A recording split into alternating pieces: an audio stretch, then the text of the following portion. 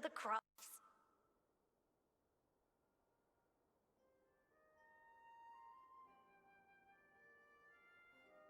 Plotting to build a mercantile empire to rival that of Lord Lodorito, are we?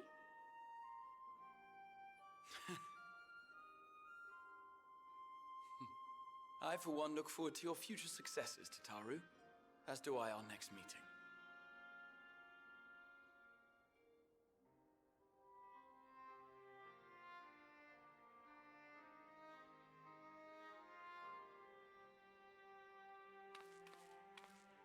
And with that, I believe it is past time you all made ready to depart. Leave no preparations undone or words unsaid, all right? Now, off with you.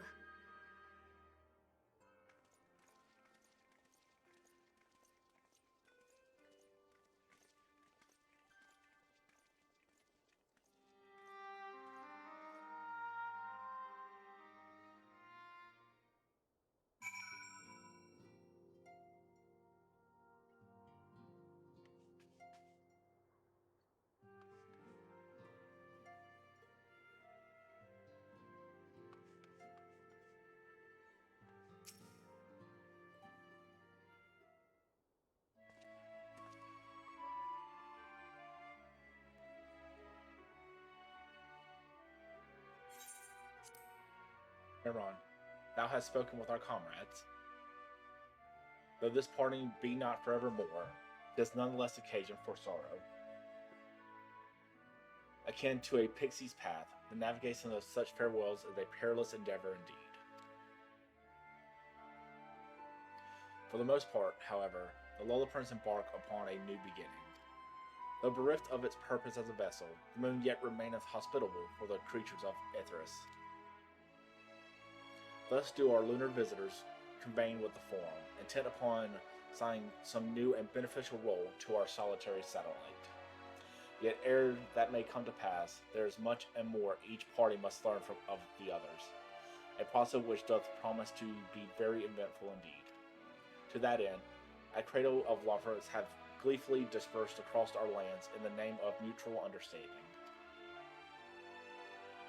Helen, 'tis said, did imbue them with her love for all things born of this star, and 'tis Vernon's own nature, I believe, which does manifest in this irresponsible, inexhaustible curiosity of theirs.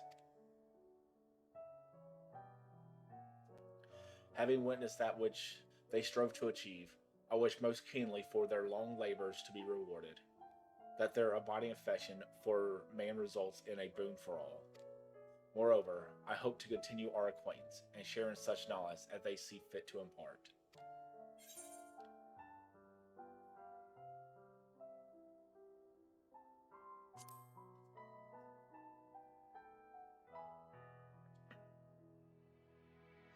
I did not wish to resume. I would be honored should they consider me a friend. For 'tis certain true that I have grown fond of their company.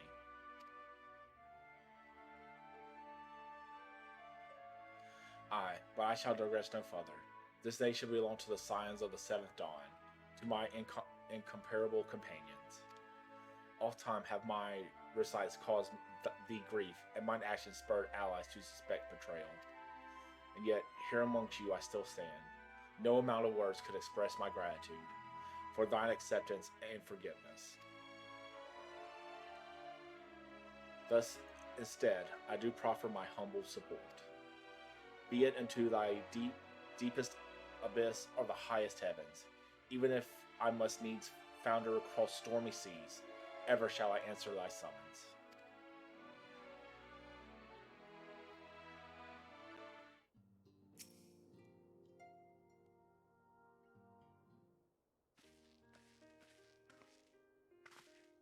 Vamron, seen to your preparations, have you? I'm just making another sweep of my belongings. Wouldn't do to find that I've forgotten something halfway to my destination. Oh, in case you haven't heard, we received new reports detailing the devastation caused by the final days. It appears the situation is gravest in the lands surrounding the Bounty, where the skies first begun to burn. After that, the calamity was observed in the far north, in Garlemald and the frozen lands beyond. We also had reports of the heavens catching fire in isolated locations, one of which was an area near the northern empty.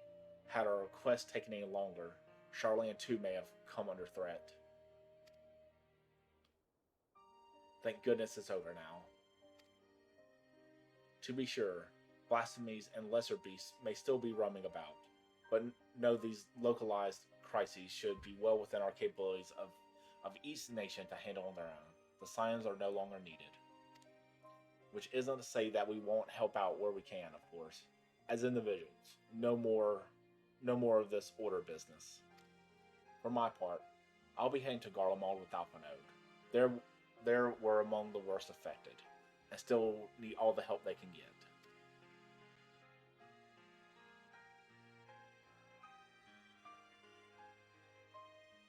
It won't be easy. An integral part of aiding those in need is coming face to face with tragedy. Knowing it doesn't make it any easier, though, that I'll curse my weakness, my inability to fix every problem and save every lost soul. But no matter how much it hurts, I won't give up. I'll do what I can for as many people as I can, begrudging no effort. And should I find myself discouraged, I'll remember you. Think back fondly to one of your many moments of triumph and the accompanying determination expression.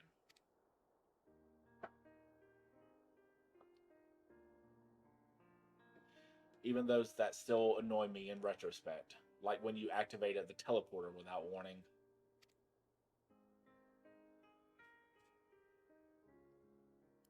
And should you hear about me, I want you to remember too. Remember that I'm out there somewhere, trying my very best.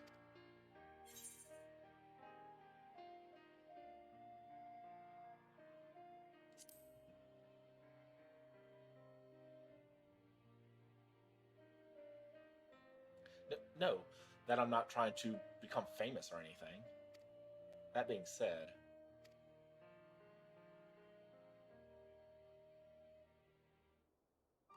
the next time we meet, I'll be vastly improved, so don't be surprised when you find yourself marveling at me.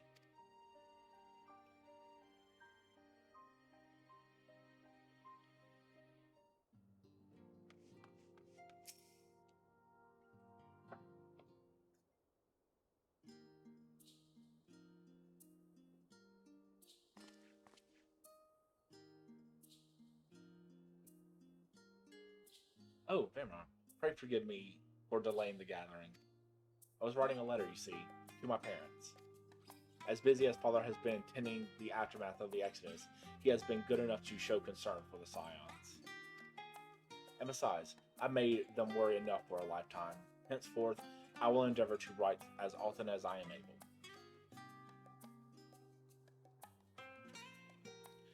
A little effort to set their minds at ease while we continue to be away from Charlian. Both Alice and I are off to assist with Garlean recovery, you see. Though uncertainty remains over what will become of the nation, we cannot well leave the capital in its present state. We will rejoin those members of the Ilsbred contingent still stationed there. Lucia and Maxim will helm the relief effort, with support from our allies, the people of Garlemald among them.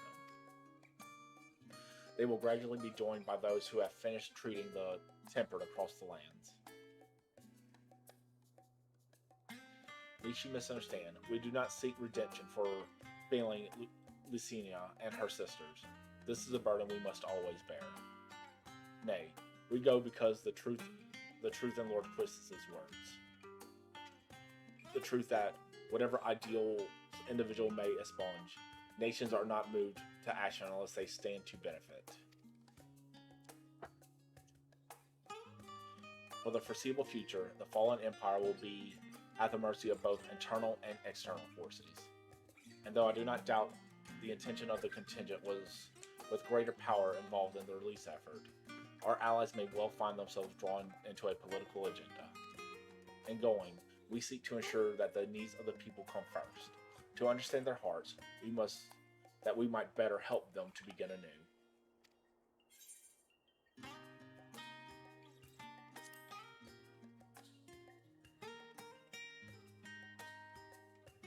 By all means, full glad would I be for your visit. and I believe I speak for Alice as well. For fairly as long as I've been in Eorzea, you've been at my side, watching over me, in good times and in bad. How many times have we gathered to share tidings? No one could possibly keep count. The world is changing, and we will continue to do so. Yet no matter what the future brings, I hope that I can ever look to you, in good times and in bad, as a dependable comrade and dear friend both.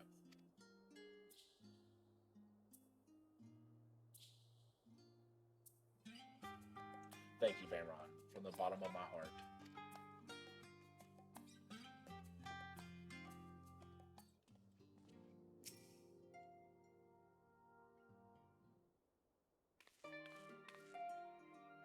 Oh, Vamron, how are you feeling? Any lingering aches or pains? I can't apologize enough for sending Xenos to find you an Ultima Thule. When he came to me in Charlian, I was truly torn. As ever, there was only one thing on his mind. Forced to make a decision, I reasoned that if he would not be deterred from seeking you out, he might at least aid us in our cause, and so I struck a bargain. In the end, he was true to his words, and you defeated him despite your earlier exertion. But knowing the state of you were found in, it could have ended very differently. My decision almost cost you your life, and no words could express my remorse, the remorse I feel.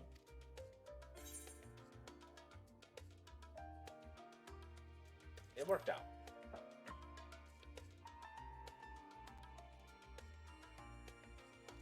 It is a relief to hear you say that. Thank you. Time and time again, I've been made to feel wholly inadequate. It wasn't much use in battle, nor could I face the form without my nerves getting the better of me. It always fell to you and the others. I must and will do better. And I shall begin with the restoration of the students of Baldessian.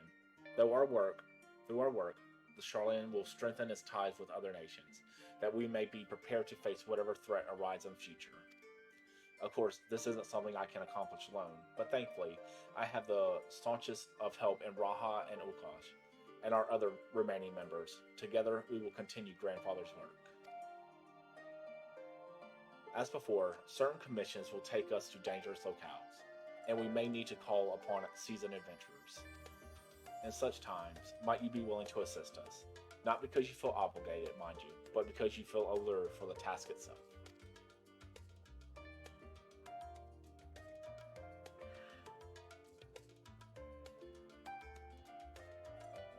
Marvelous. Sounds something of interesting arise. I shan't hesitate to reach out to you. Until that day, I shall endeavor to become a more dependable comrade. What is it, pup? What's wrong?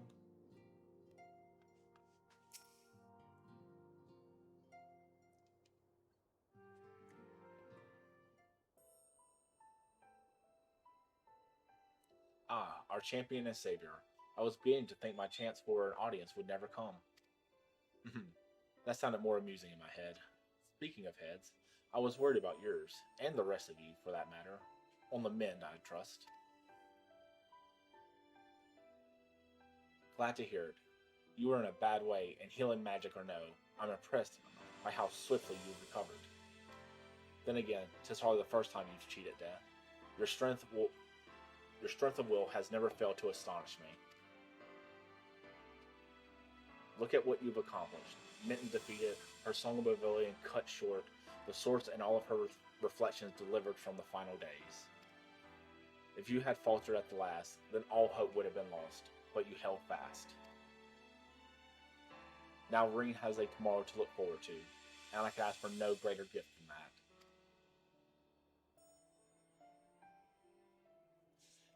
As for the lesser gift, however, the next time you see her, I would appreciate you not describing my travel plans with Urianger as aimless wandering.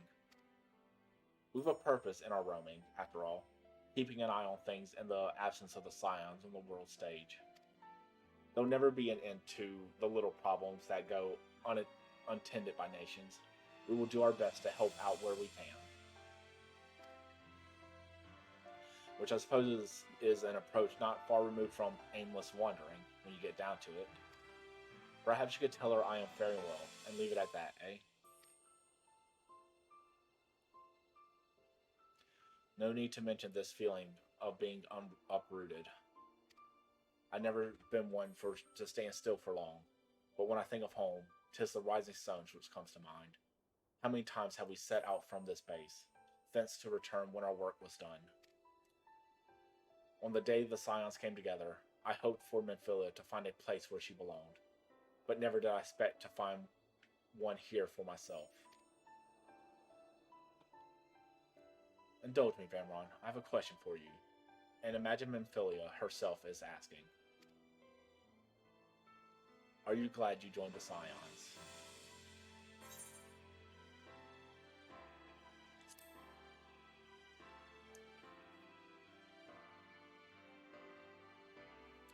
I can honestly say the same.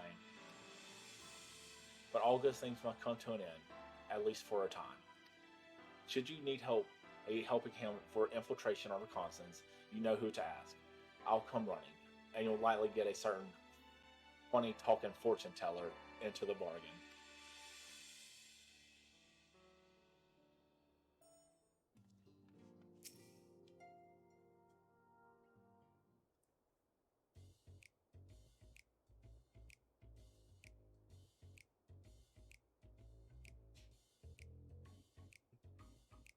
Anything Ascendian?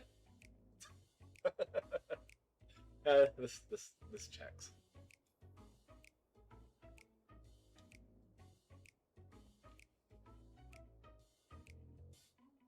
If you have something to say, then out with it.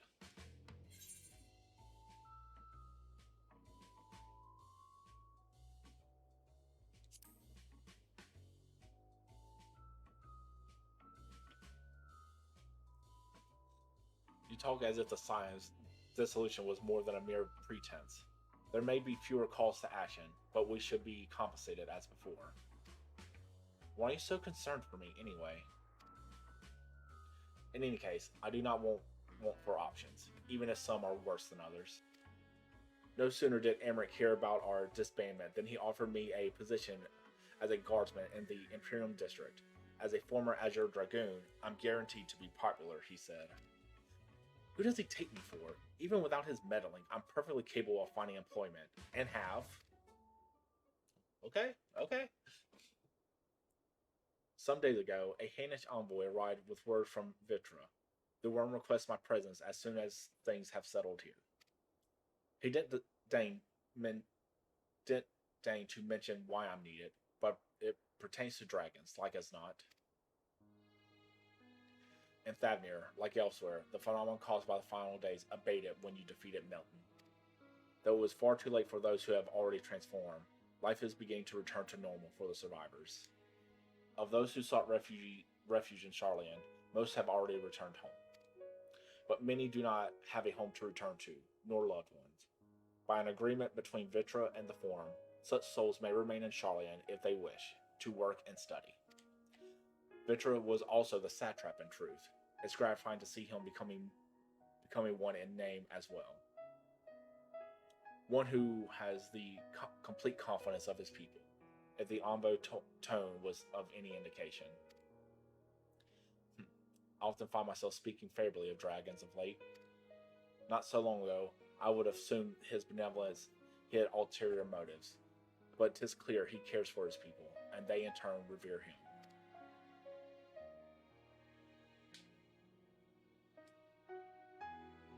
To know such a nation may flourish is comforting.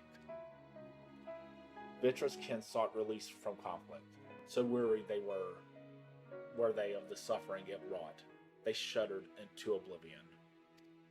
But Midgar's former didn't give up, and hope he made the journey to distant Esthis with his clutch of eggs. And though his progeny went on to be embroiled in conflict with men, there were times when they transcended hatred and abided in harmony. That is their legacy and their triumph. In my lance, I feel the weight of their struggle and the strength of their resolve, and it lends me strength. These things I might never have learned had I not joined you. Should you ever have need of me, I will come. And at the very least, it might be an opportunity to earn coin.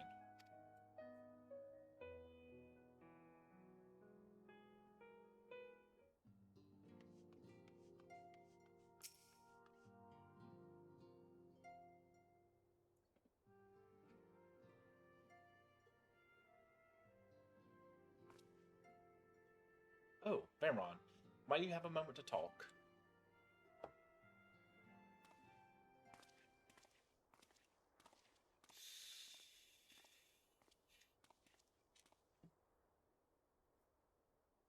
With the sign stepping away from the public eye, I've been left to consider what new endeavors I might pursue.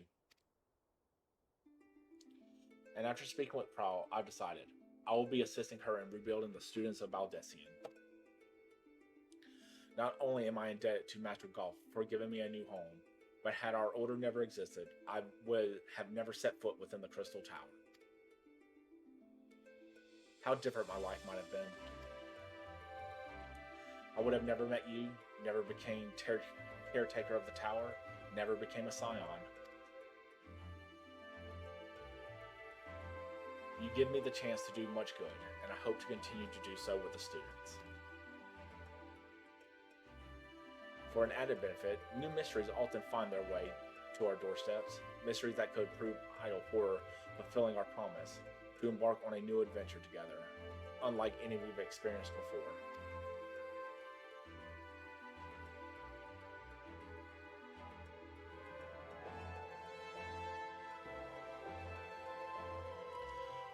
Whenever you have the time and inclination, my friend, I stand ready to accompany you into the unknown. Do you recall in the realm of the Omicrons when I asked if you thought I may someday be mentioned in your epic? While 'tis true that to earn a place at your side would be the stuff of dreams, in the end, nothing would give me greater joy than to stand with you in the here and now. I needn't be some grand endeavor. There needn't be a promise. Whenever a venture calls, I won't hesitate to invite you, and I hope that you will do the same for me.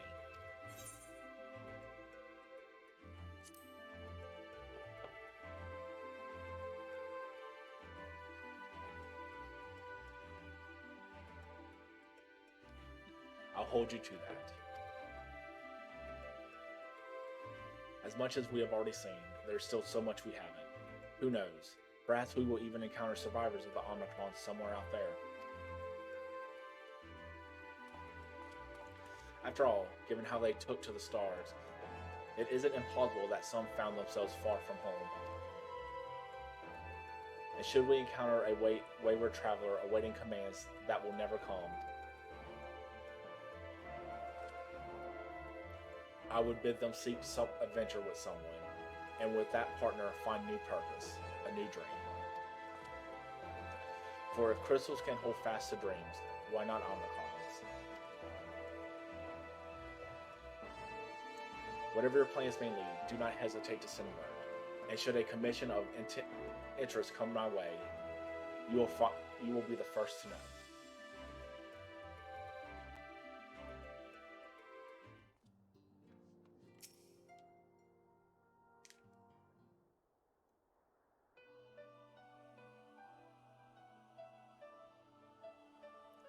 Oh, are we saying our farewells too? I hadn't, at present, planned on a journey of any great length. Not that I am averse to a moment or two of quiet reminiscence. In fact, there was something I've been meaning to ask you, something that has been in my thoughts since the last flames of the final day subsided.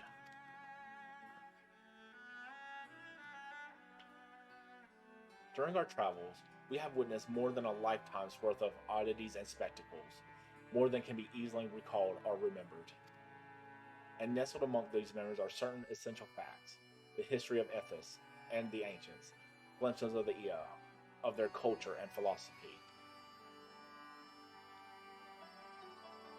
Rather than simply hoard such treasures in my mind, I wonder if I should not be disseminating them in formal records for wider consumption.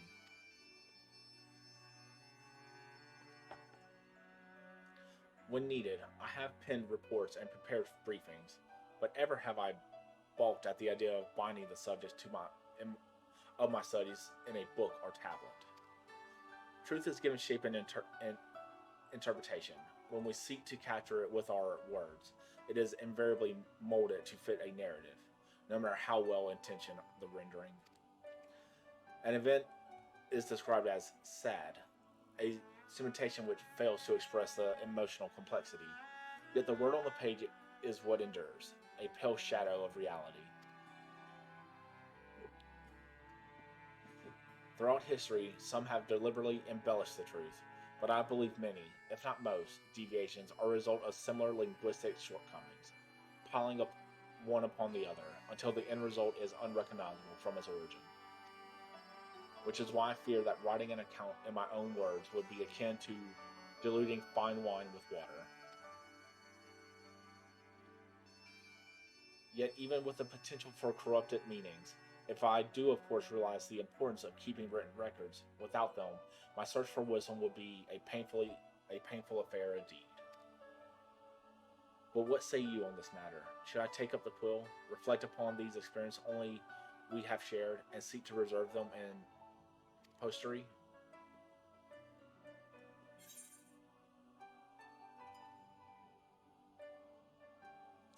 No, I think you should.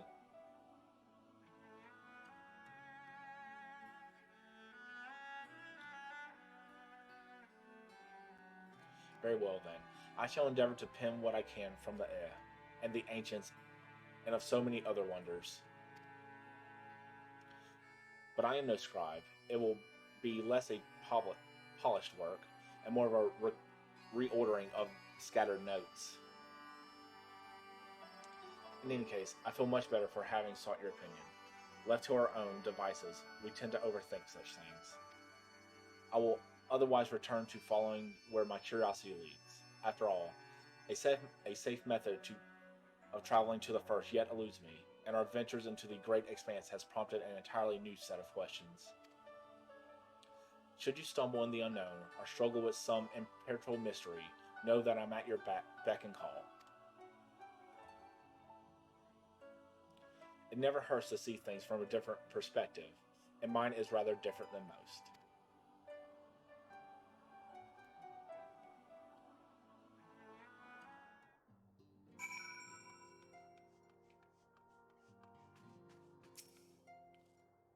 Spoken your fill, have you? If so, I'm thinking of sending everyone off.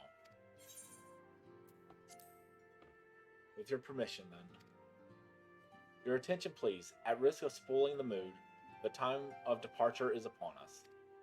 In my capacity as your receptionist, I bid you all safe journey. Till next we meet, be well.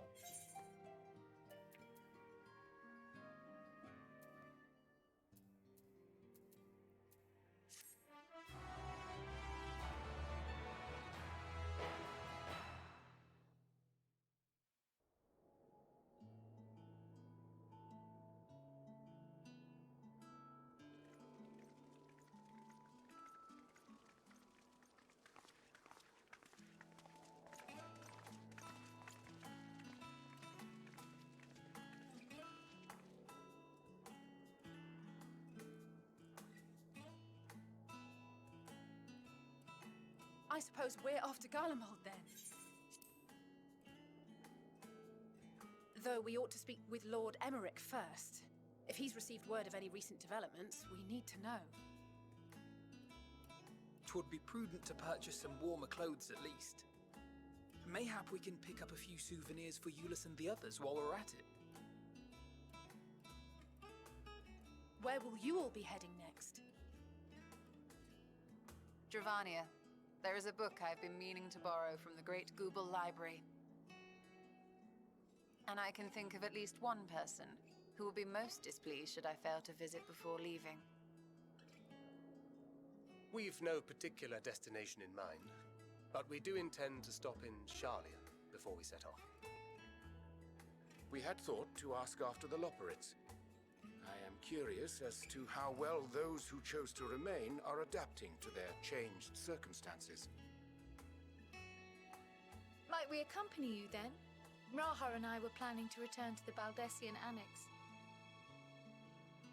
Commissions have been piling up in our absence, and they must be dealt with ere we begin our work in earnest. Estinian, you will return to Rads at Han, will you not? Aye. For Vritra's benefit, though I've yet to hear the details. I may not stay long. I see. Then it is here the Scions at last part ways, each to some far-flung corner of the realm.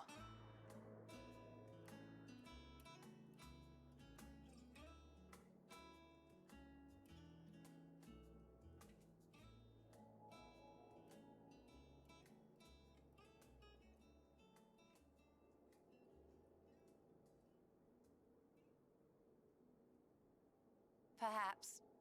But I believe one of our number, a rather important one at that, has yet to divulge his plans.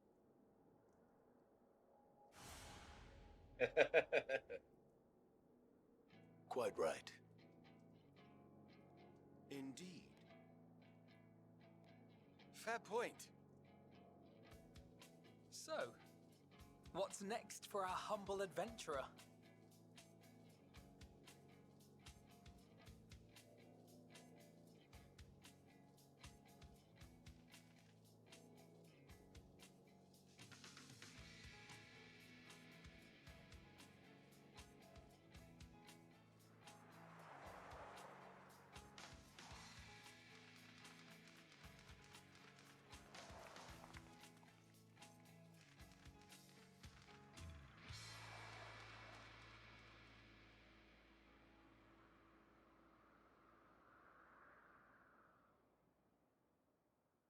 The gold saucer.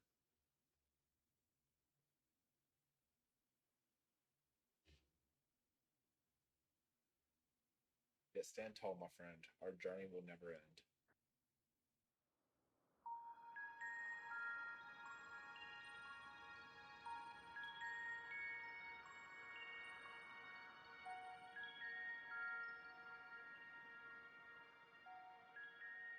The constancy of this place never ceases to amaze me. An ocean of souls, shimmering and eternal.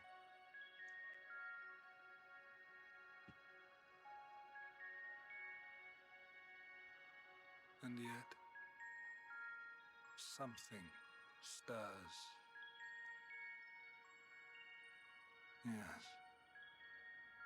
Steeped in darkness, deep as starless night, the beast hungers. Alas, I dare not investigate in earnest before the coming of my guiding star, as he foretold.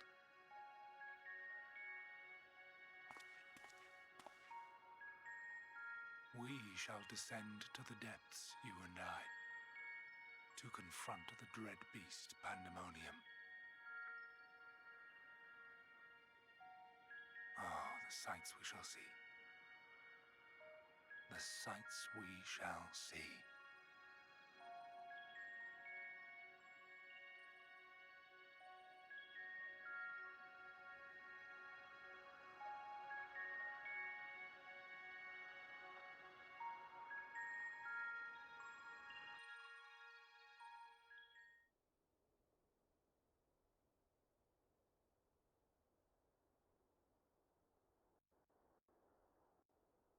Oh.